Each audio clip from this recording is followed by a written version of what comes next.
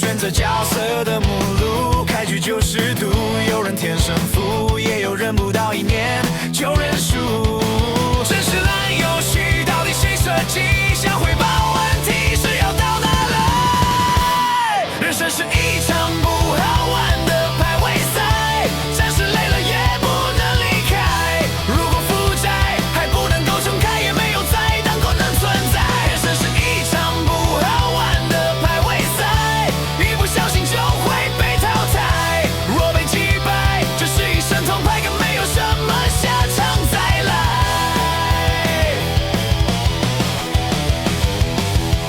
为何不能暂时等住？不能选择自己想要的旅途？怎么样存储不舍的幸福？若选择离开，没有回头